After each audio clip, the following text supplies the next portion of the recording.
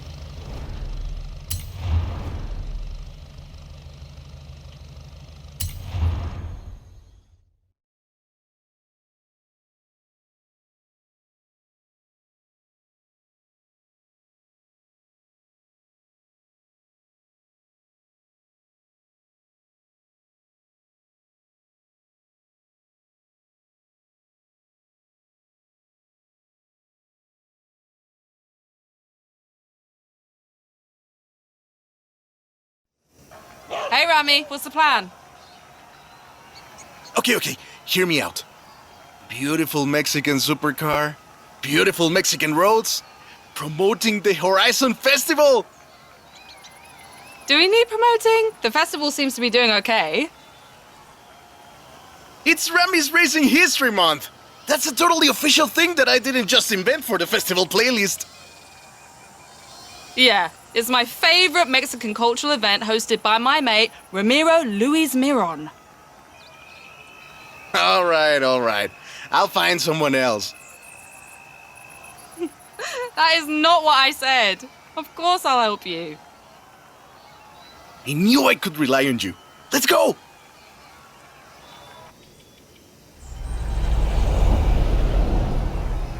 Let's get moving. Get some speed, then turn into the countryside. Really see what this car can do.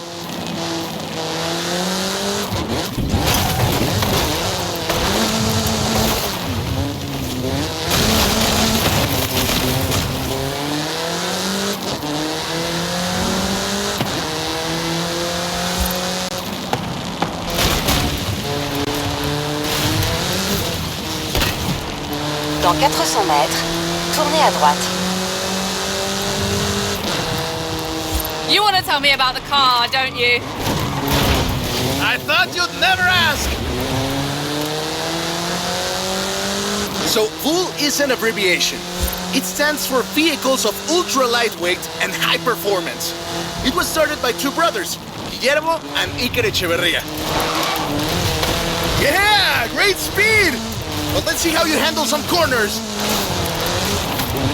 The VUL 05 is a true supercar, designed and produced in Mexico.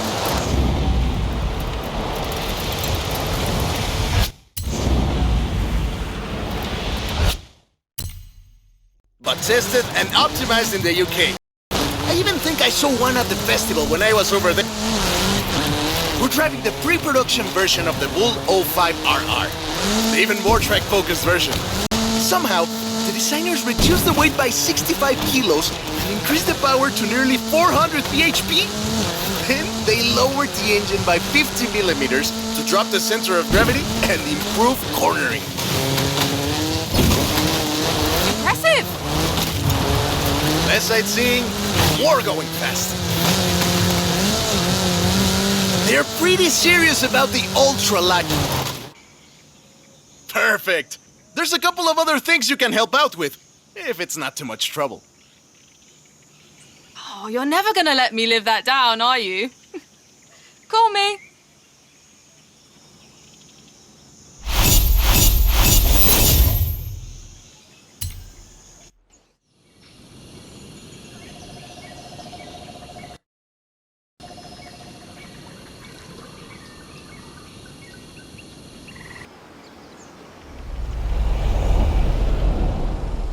I just got my hands on a piece of Mexican racing history. Wanna see? Of course, I'm on my way.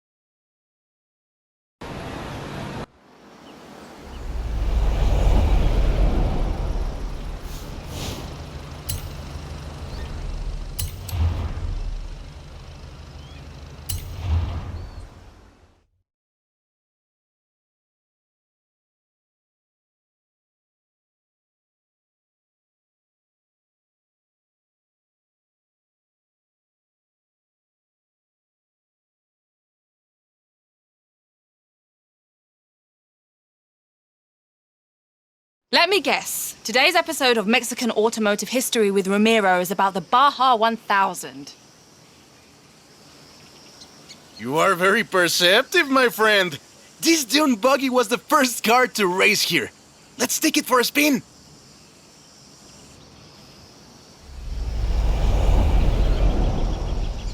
The Baja 1000 is probably the most prestigious race held in Mexico. Do you know how it all started? I assume the Myers Manx has something to do with it? Correct again. The Baja 1000 started as a very elaborate marketing campaign for the car you're driving. But let me start from the beginning. On the 22nd of March, 1962, Dave Eakins and Billy Robertson did the first real Baja run. They went from Tijuana to La Paz in 39 hours, 56 minutes on new Honda CL72 Scrambler motorcycles.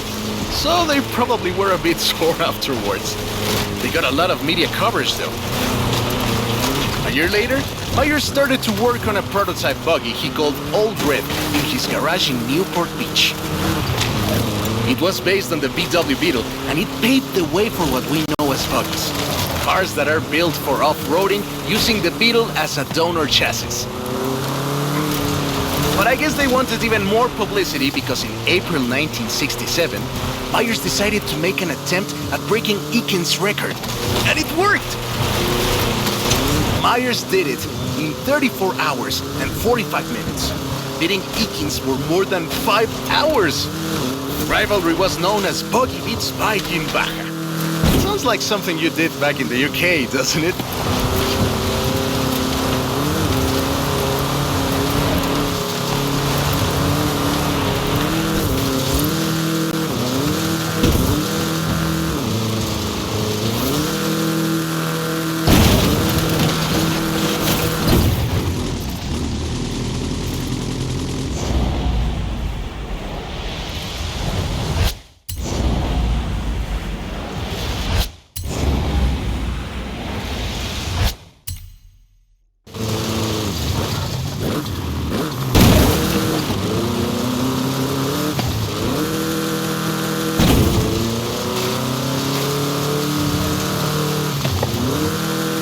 Fires Max became an overnight sensation as a result, and suddenly they were friendly races all across the Baja.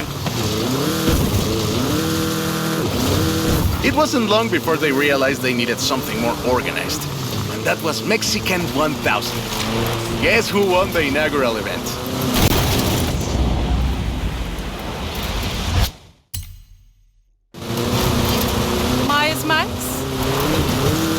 You're on fire today!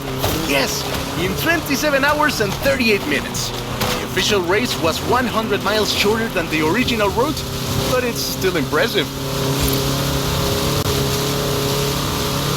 The Mexican 1000 was later renamed to the Baja 1000 and is run to this day.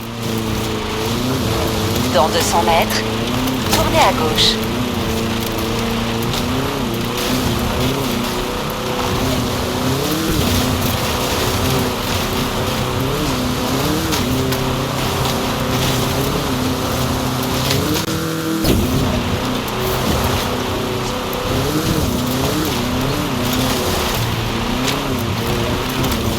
Dans 100 mètres, tournez à gauche.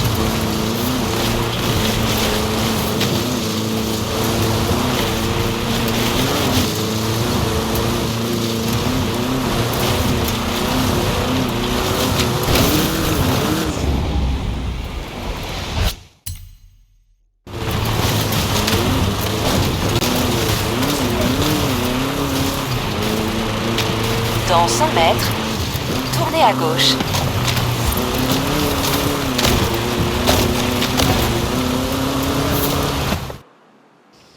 I love that story. My abuela used to tell it to me at least once a year.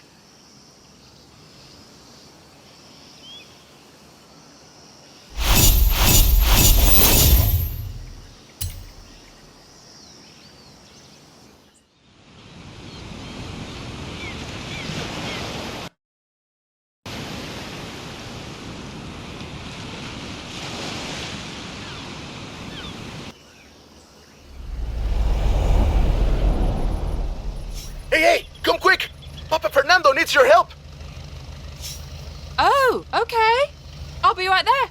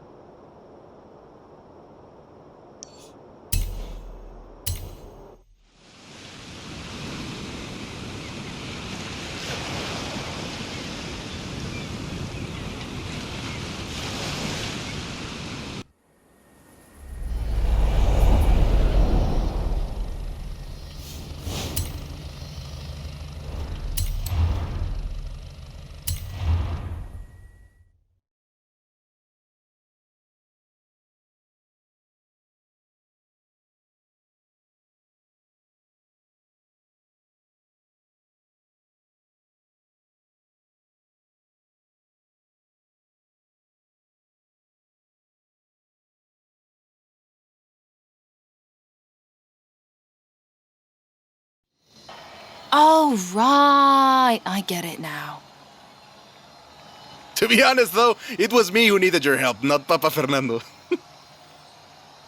Can't follow that logic. Who are the other racers? You know them. It's the Born Fast crew. They're raring to go.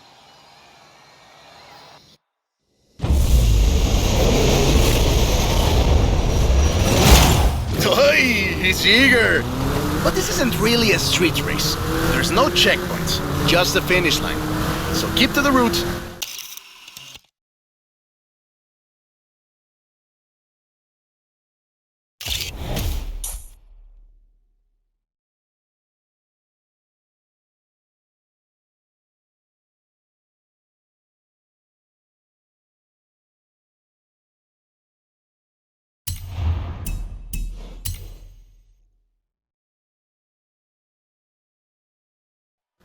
Get there first.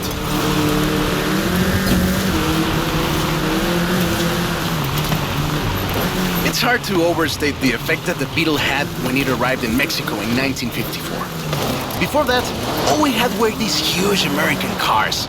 So this new European-style car with its shape and light chassis and those adorable headlights and an engine that anyone with a tractor could fix was, well, a complete game changer.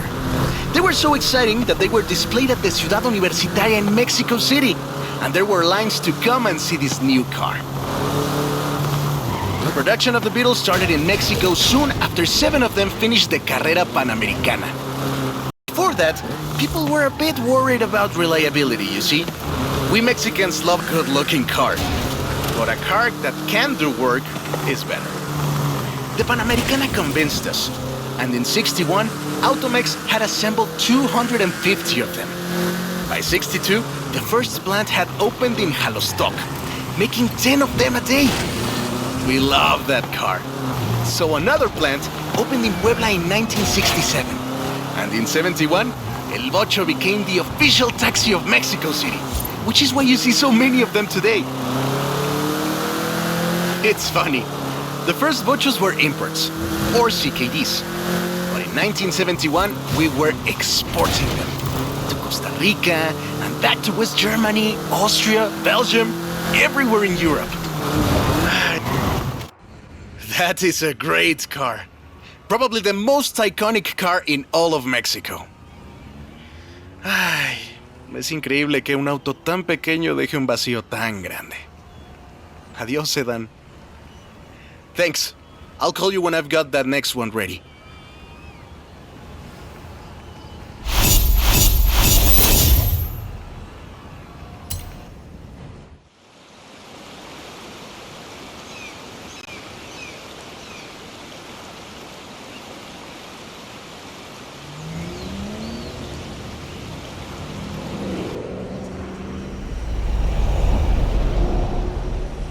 I have a brilliant idea! Another one? What happened to the last idea? This one is better. Meet me in town.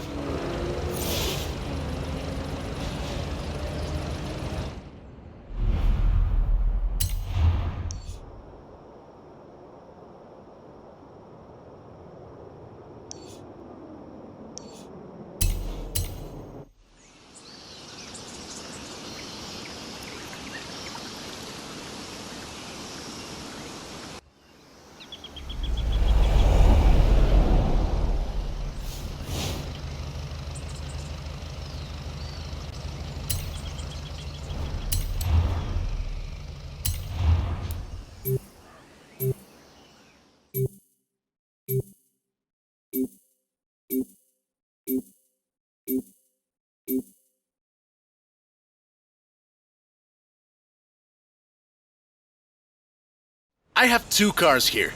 A first-generation Volkswagen and a 7th-generation Volkswagen Golf. Made in Mexico for almost half a century. Sadly, they stopped building them in 2021. But we can still race them. What do you say? To make it fair, I will give you a chance to make an informed choice. Let's go for a test drive. And I've got lots to tell you about Volkswagen Mexico.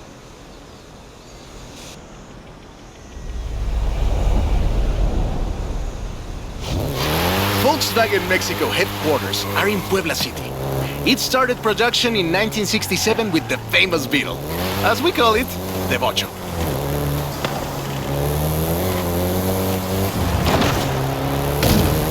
VW made multiple attempts at replacing the famous Beetle with newer models, but all of them failed way short of achieving the production figures until the Volkswagen Golf came into play.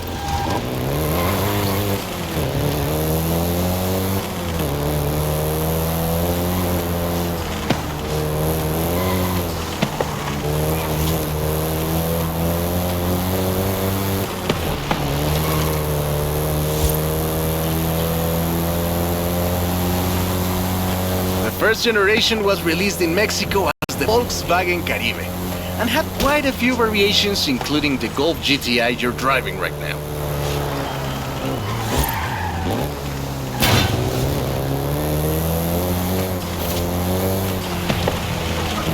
VW engineers, inspired by the Beetle GSR, designed and prototyped the Golf in secret as a Skunk Works project. Little did they know that the Golf GTI would become the hot hatch.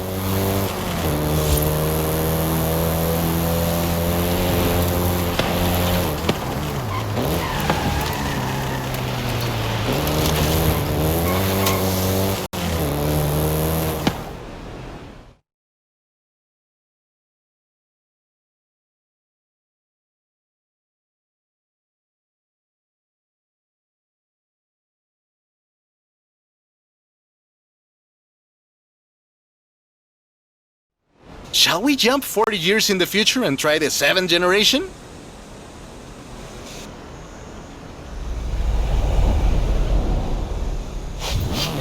The 7th generation of the Golf first appeared in 2012. This version is the Volkswagen Golf R, R meaning race.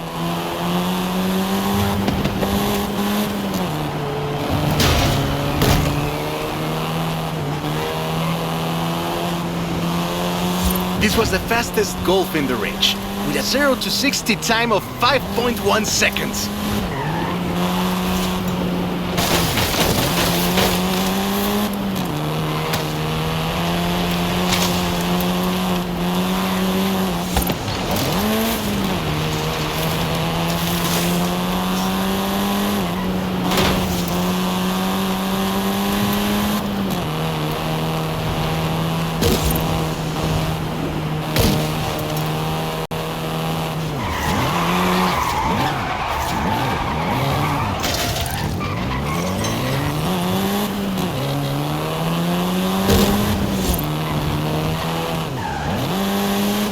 Volkswagen Mexico produced all 7 generations of the Golf, totaling more than 2 million units over 44 years.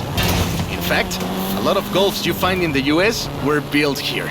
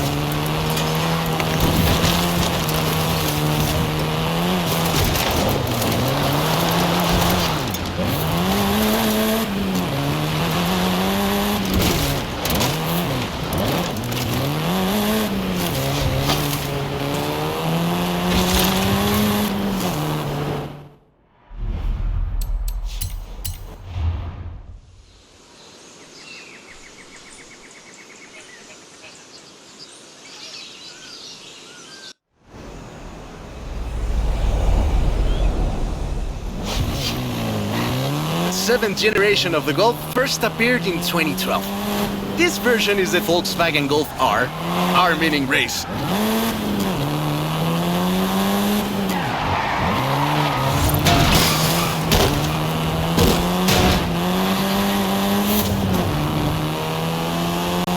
This was the fastest Golf in the range, with a 0 to 60 time of 5.1 seconds.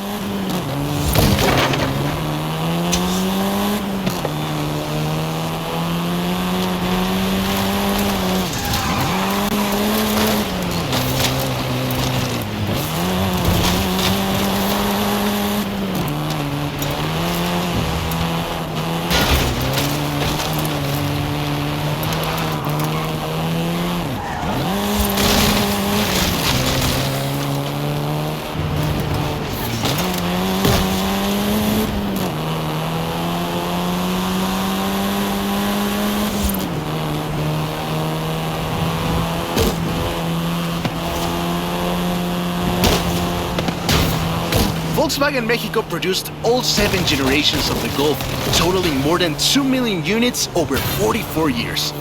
In fact, a lot of Golfs you find in the US were built here.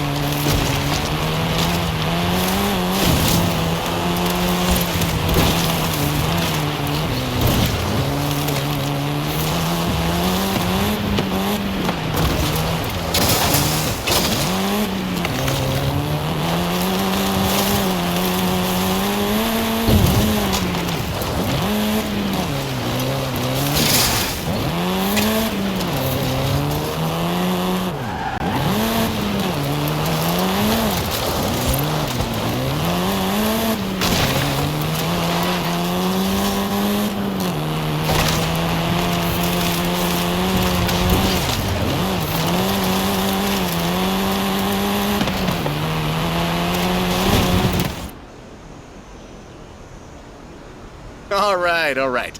Enough driving around. Let's go head to head, after you've had a chance to rest.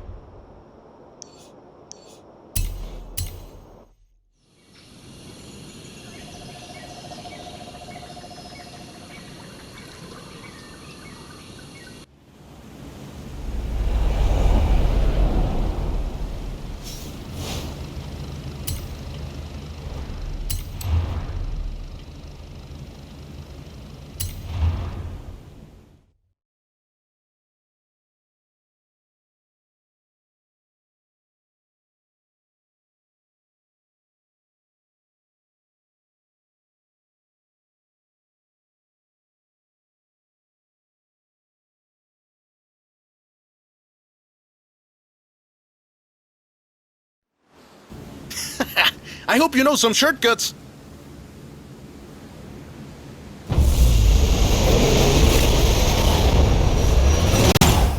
See you at the finish line. Don't make me wait for too long.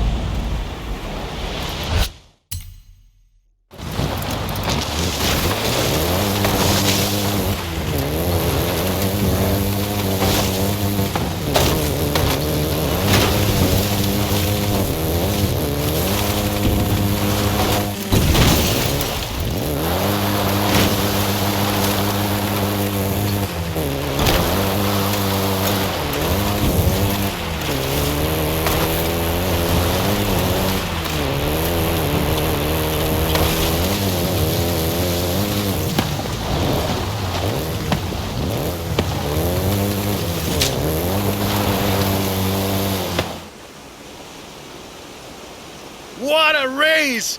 I am actually surprised the first generation still holds up. I'm sure you didn't cheat.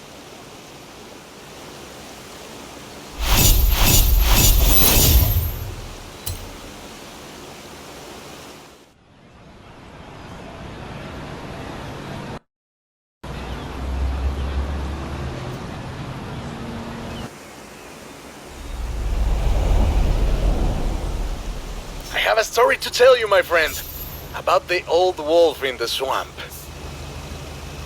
Are we going to a zoo? A swamp! I'll pick you up.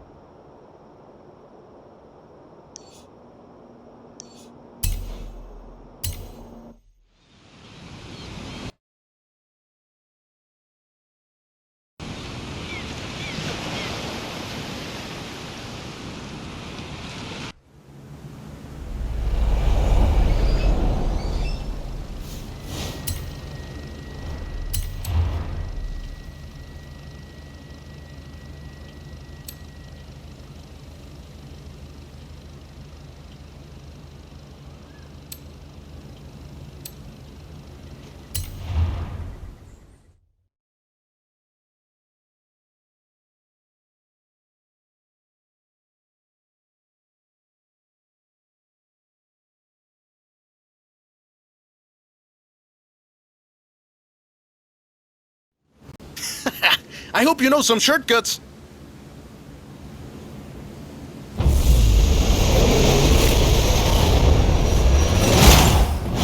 See you at the finish line. Don't make me wait for too long.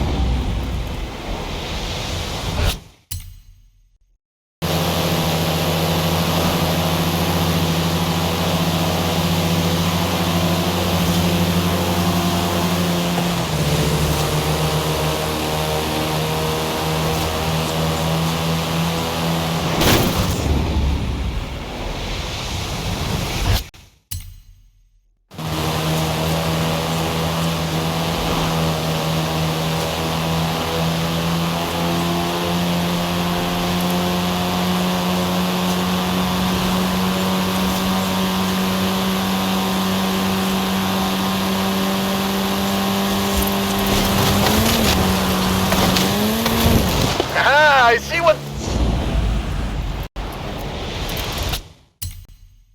you're doing, but you still can't win.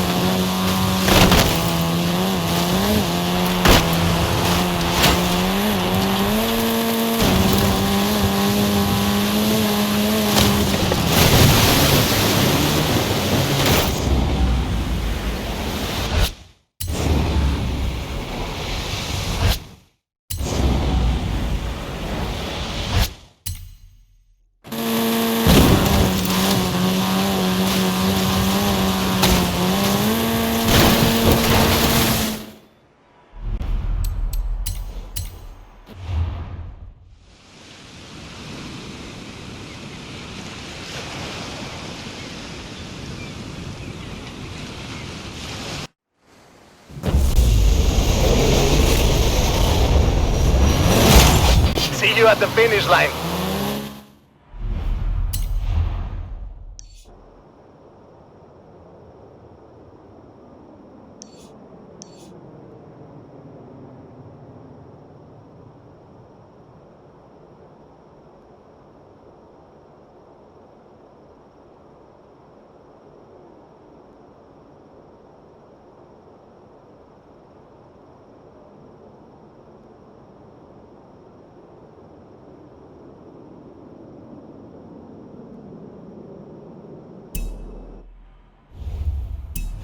Don't make me wait for too long.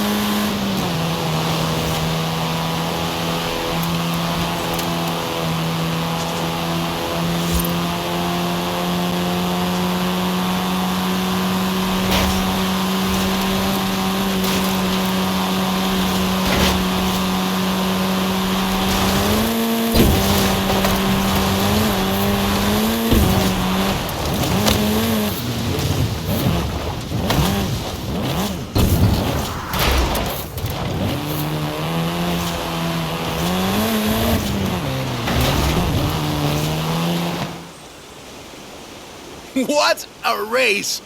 The difference 40 years makes!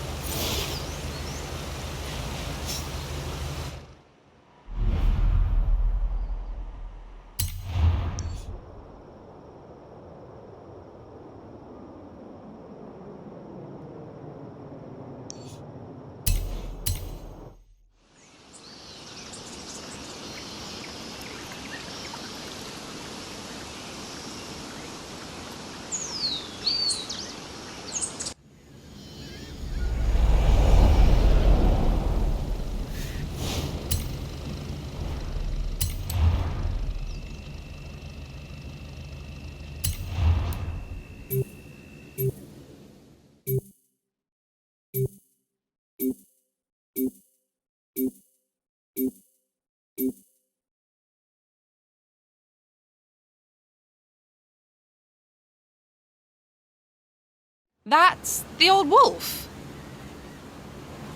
No, that's an old truck. The wolf is waiting for us at the swamp.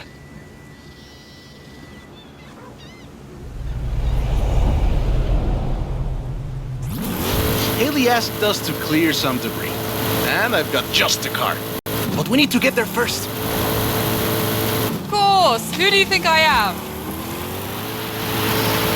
The driver who destroyed a record-breaking amount of fences. Oh, that's fair. Careful there! This car is too old for this kind of driving!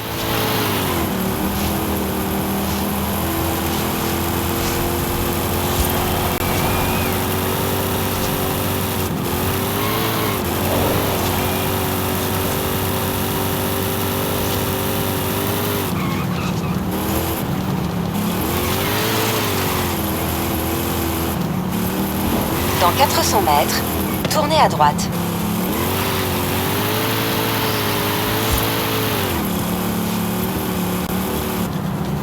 Tournez à droite. You get to explain to Haley why she's paying to repair my granddad's car. Dans 100 mètres, tournez à droite. See? Got here in one piece. And gave me a few heart attacks.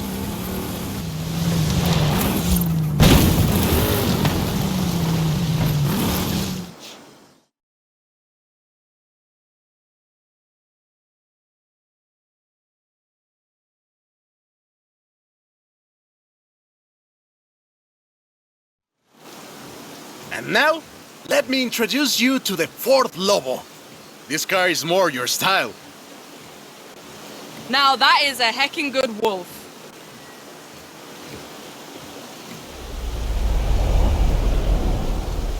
We call it Lobo here. Marketing in this country is outstanding. Let's get to work. See all that brush and stuff? Clear it out. What? No! It's not just an excuse to throw the Lobo around. It is just an excuse to throw the Lobo around.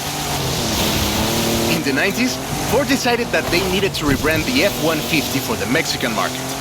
And the name Lobo just has a real ring to it. They started using the badge in 1997, and the rest is history. The Ford Lobo quickly became one of the most popular vehicles in the country. Lobo is still used for the modern Rangers like the one based on the F-150 Raptor you're driving.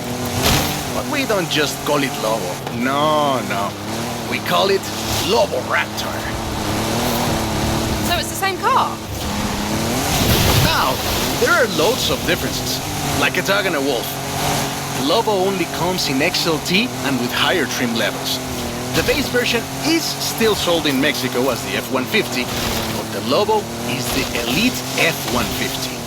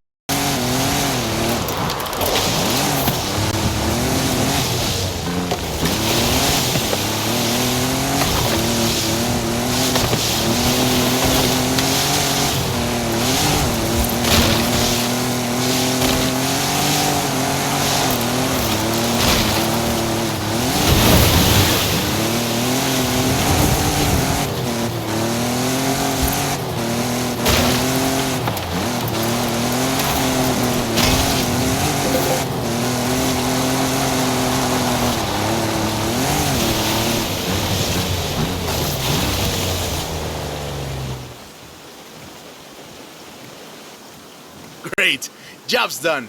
And the scratches will buff right out. Thanks for the help. Now I just need to get my abuelo's old F-100 back to the garage.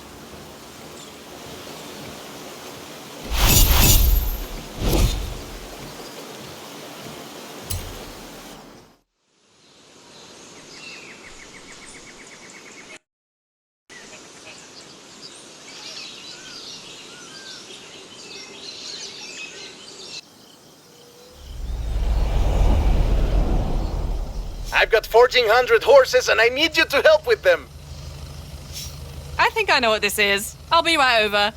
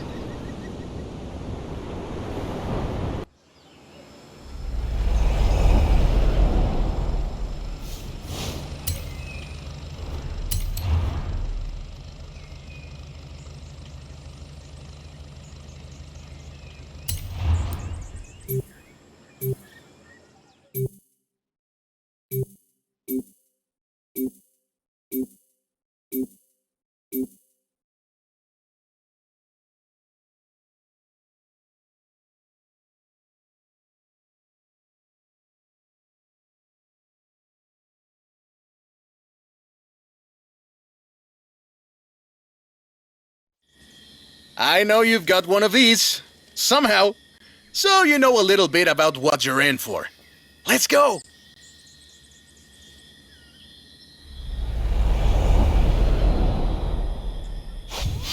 Let's take this down to the beach. Stick it in AWD if you like. There's some nice curves up ahead.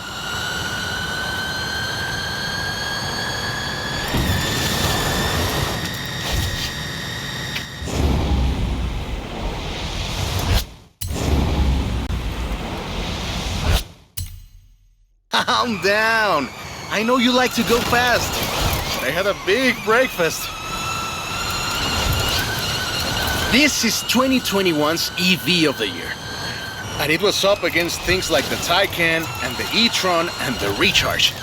It set 3 Guinness World Records, and it's inspired by the beautiful original Mach 1. And I'm telling you all of this because the Mach E was built right here in Mexico at Cuautitlán Assembly. Whoa! How do you make it go around corners like that? I'm really asking. Hey, I have to keep this back! Be careful with it. Cuautitlán Assembly has been building cars since the 60s. And more than 2.2 million cars later, we're sitting in an actual space machine made...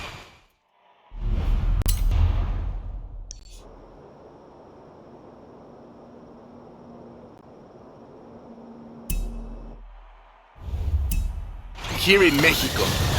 Quite a journey from Cougars and Thunderbirds.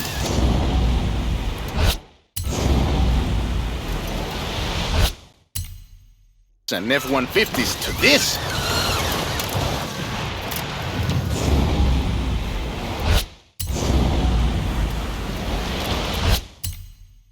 This isn't just a prototype. Cuautitlán Assembly does a range of options for the Mach E.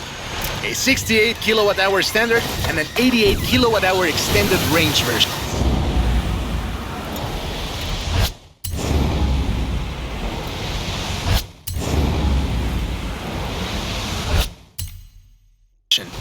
It will give you over 300 miles of range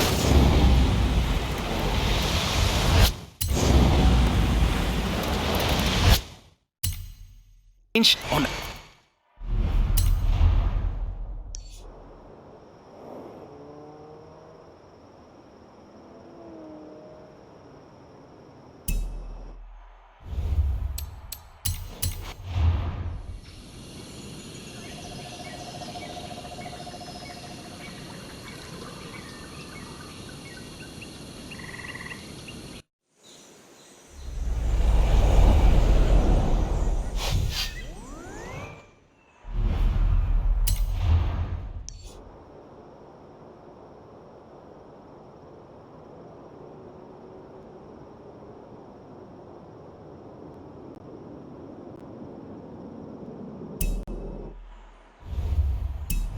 Let's take this down to the beach. Stick it in AWD if you like. There's some nice curves up ahead.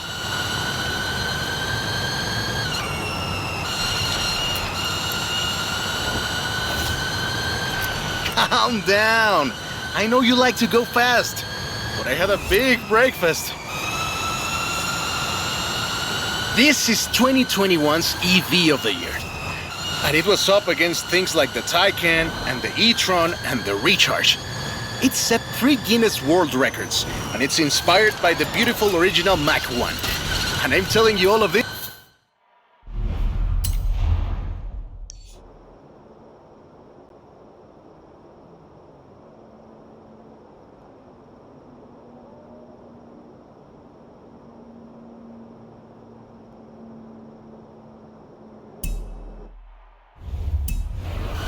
Because the Mach E was built right here in Mexico at Cuautitlán Assembly. Whoa! How do you make it go around corners like that? I'm really asking. Cuautitlán Assembly has been building cars since the 60s. And more than 2.2 million cars later,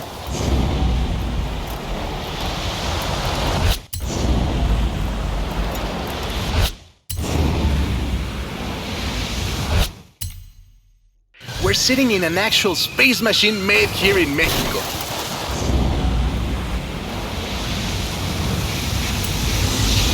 Quite a journey from Cougars and Thunderbirds and F-150s to this. This isn't just a prototype. Cuautitlán Assembly does a range of options for the Mach E. A 68 kilowatt-hour standard and an 88 kilowatt-hour extended range version. It will give you over 300 miles of range on a single charge. The Performance GT version is the really wild one. 0 to 60 in 3.6 seconds. This one is quite a bit faster. Honestly, when I first tried it, I had to go and sit in a quiet room for a bit. And I've flown airplanes in a storm. It's wild tech. You can switch from all-wheel drive to rear-wheel drive at the touch of a button. And when you get into tuning, you can basically tweak every one of the 7 engines individually. It can make 1,400 horsepower and a ton of downforce at 160 miles. And there we go. Sunrise over the sea. Beautiful. But we're not done. There's one more thing to look at. I'll let you know as soon as I have, found it.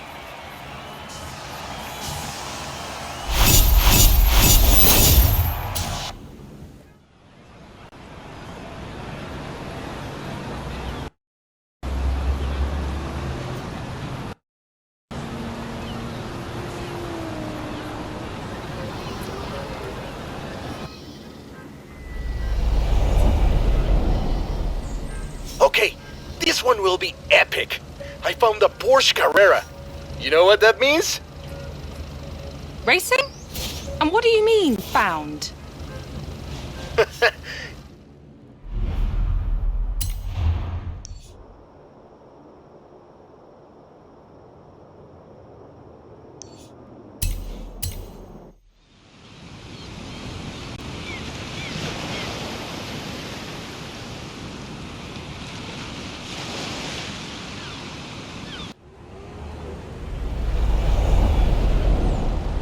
In a barn, of course. And of course it's racing.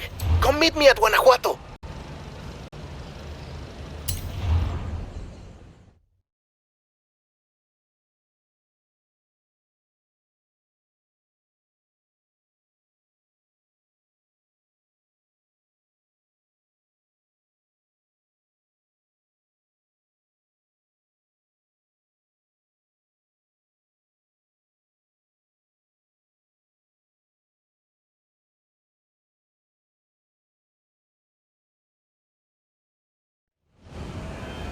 This beauty got her name from the Carrera Panamericana.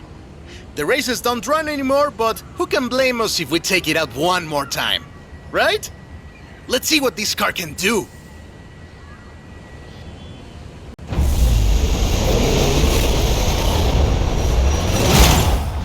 There's Jamin. Guess he wanted one last race.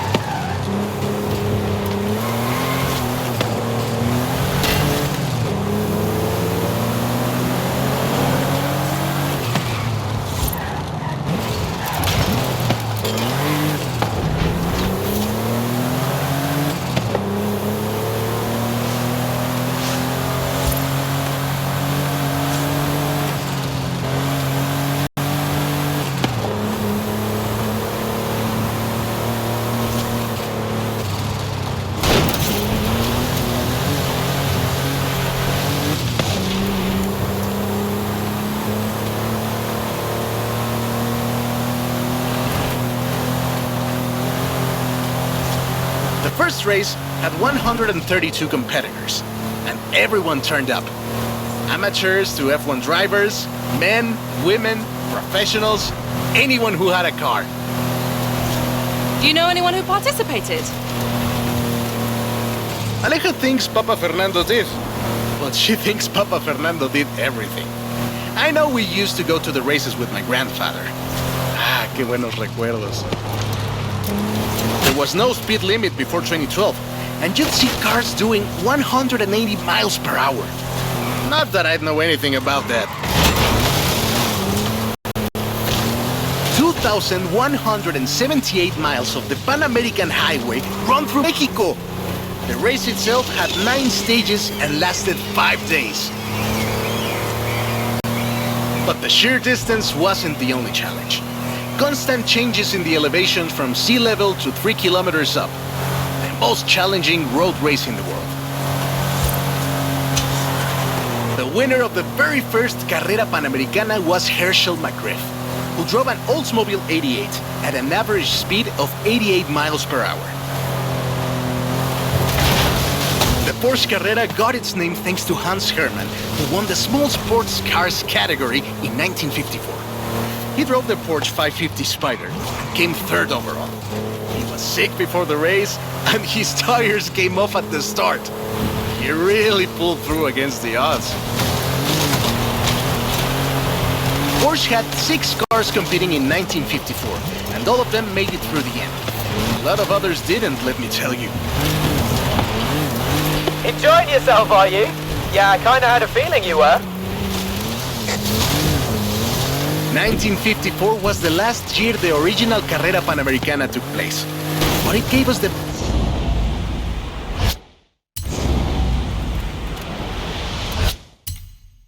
most famous Porsche model, the Carrera you're driving right now. The Carrera RS 2.7 was the first production street racing 911. This is Jamin's exit. It's been fun, my friend. Take care. Looking forward to seeing what you can do out there. Have fun now, yeah? Great race. Almost like we did a little Panamericana with a friend. Anyways, hope you had fun with this little stroll through cars hechos en Mexico. It was great. And let me know if you find any other cars like that.